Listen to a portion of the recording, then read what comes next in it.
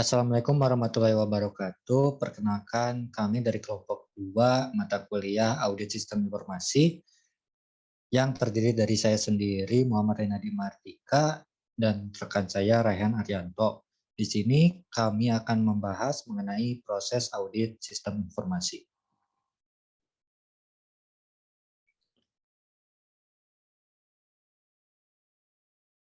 Yang pertama ada proses audit sistem informasi. Audit sistem informasi merupakan proses pengumpulan dan penilaian bukti-bukti untuk menentukan apakah sistem komputer dapat mengamankan aset, memelihara integritas data, dapat mendorong pencapaian tujuan organisasi secara efektif, dan menggunakan sumber daya secara efisien. Berikut ini terdapat beberapa proses audit sistem informasi yang terdiri atas 1. Mengukur kerentanan sistem informasi. Nah, langkah pertama dalam proses audit sistem informasi ialah mengidentifikasi kerentanan setiap aplikasi, di mana kemungkinan penyalahgunaan komputer tinggi, ada kebutuhan yang lebih besar untuk audit sistem informasi dari aplikasi tersebut. Probabilitas penyalahgunaan komputer akan tergantung pada sifat aplikasi dan kualitas kontrolnya. Nah, yang kedua ada identifikasi sumber ancaman. Sebagian besar ancaman penyalahgunaan komputer itu berasal dari masyarakat. Nah, audit sistem informasi harus mengidentifikasi orang-orang yang mungkin menimbulkan ancaman terhadap sistem informasi, termasuk analis sistem, pemrograman, operator entry data, penyedia data pengguna, vendor perangkat keras, perangkat lunak, dan layanan, juga spesialis keamanan komputer, pengguna PC, dan lain-lain. Yang selanjutnya ada identifikasi titik risiko tinggi.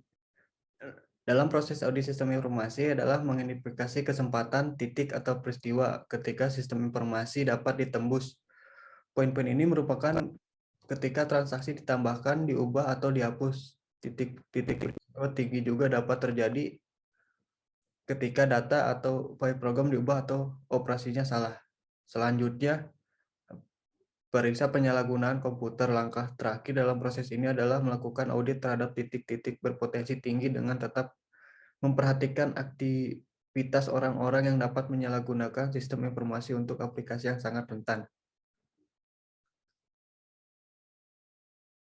Selanjutnya, di sini kami akan menjelaskan jenis-jenis audit sistem informasi. Yang pertama ada audit laporan keuangan atau financial statement audit, yang merupakan audit untuk mengetahui tingkat kewajaran laporan keuangan yang disajikan oleh perusahaan. Apabila sistem akuntansi organisasi yang diaudit merupakan sistem akuntansi berbasis komputer, maka dilakukan audit terhadap sistem informasi akuntansi, apakah proses atau mekanisme sistem dan program komputer telah sesuai, pengendalian umum sistem memadai, dan data telah substantif. Yang selanjutnya ada audit operasional. Audit terhadap aplikasi komputer terbagi menjadi 3 jenis, antara lain yang pertama adalah post implementary audit atau audit setelah implementasi. Audit ini merupakan pemeriksa apakah sistem-sistem aplikasi komputer yang telah diimplementasikan pada suatu organisasi atau perusahaan telah sesuai dengan kebutuhan penggunanya dan telah dijadikan dengan sumber daya optimal.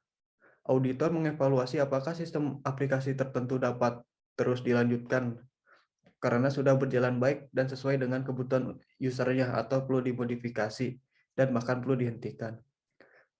Selanjutnya ada concurrent audit, audit secara bersama. Audit menjadi anggota dalam tim pengembangan sistem. Mereka membantu tim untuk meningkatkan kualitas pengembangan sistem yang dibangunkan oleh para sistem analisis, desainer, dan programmer, dan akan diimplementasikan. Dalam hal ini, auditor mewakili pimpinan proyek dan manajemen sebagai quality assurance. Yang selanjutnya ada concurrent audit atau audit secara bersama-sama. Auditor mengevaluasi kinerja unit fungsional atau fungsi sistem informasi.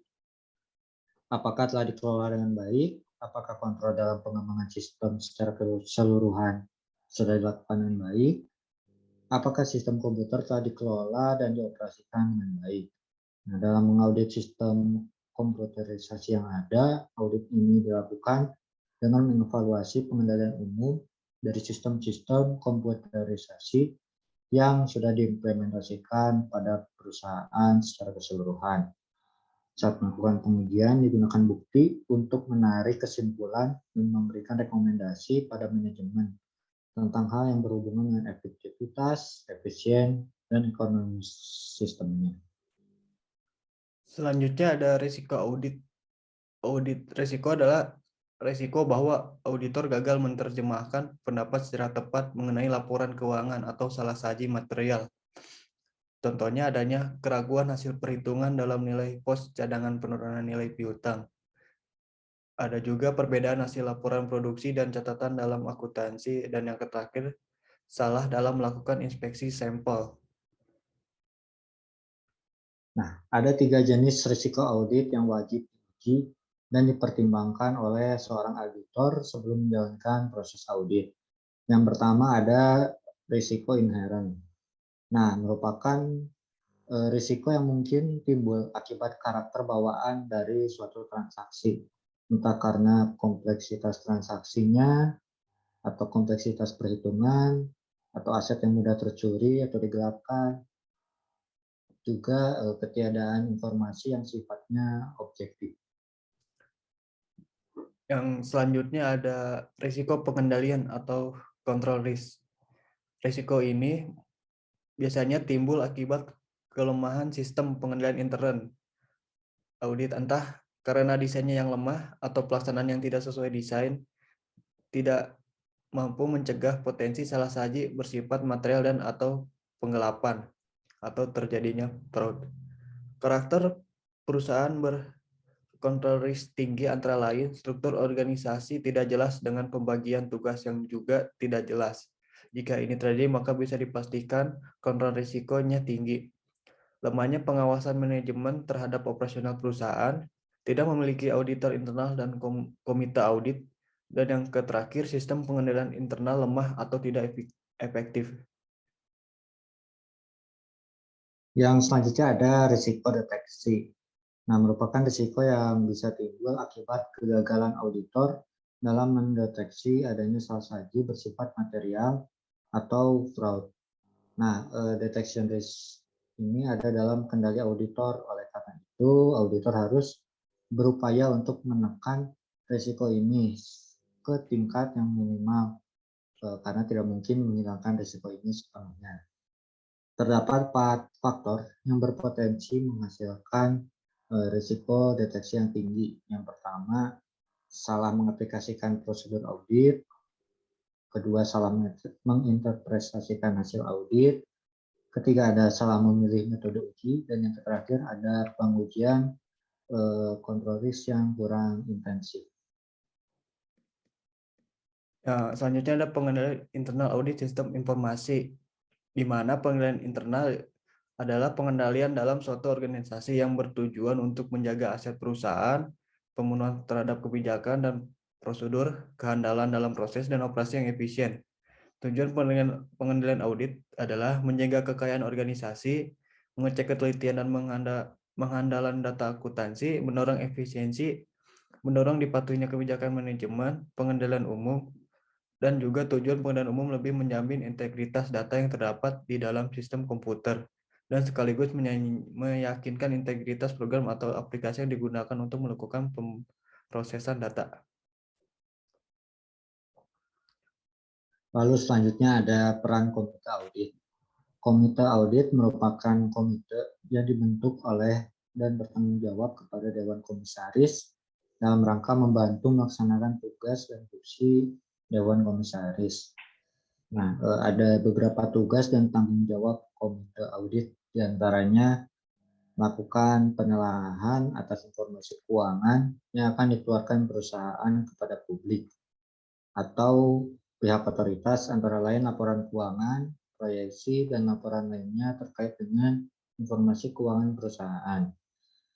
Selanjutnya, melakukan penelaahan atas ketaatan terhadap peraturan perundang-undangan yang berhubungan dengan kegiatan perusahaan tersebut. lalu memberikan pendapat independen dalam hal terjadinya perbedaan pendapat antara manajemen dan akuntan atas jasa yang diberikannya. Lalu ada memberikan rekomendasi kepada Dewan Komisaris mengenai penunjukan akuntan yang didasarkan pada independensi, ruang lingkup penugasan, dan fee-nya. Juga masih ada tugas dan tanggung jawab lainnya dari komite audit ini. Selanjutnya ada wewenang komite audit mengakses. Yang pertama ada mengakses dokumen, data, dan informasi perusahaan tentang karyawan, dana, aset, dan sumber daya perusahaan yang diperlukan. Berkomunikasi langsung dengan karyawan, termasuk direksi dan pihak yang menjalankan fungsi audit internal, manajemen risiko, dan akuntan terkait tugas dan tanggung jawab komite audit. Selanjutnya ada melibatkan pihak independen di luar anggota komite audit yang diperlukan untuk membantu pelaksanaan tugasnya jika diperlukan. Selanjutnya, melakukan kewenangan lain yang diberikan oleh Dewan Komisaris. Ya, mungkin sekian apa yang bisa kelompok 2 jelaskan mengenai materi kali ini. Kurangnya mohon dimaafkan. Wassalamualaikum warahmatullahi wabarakatuh.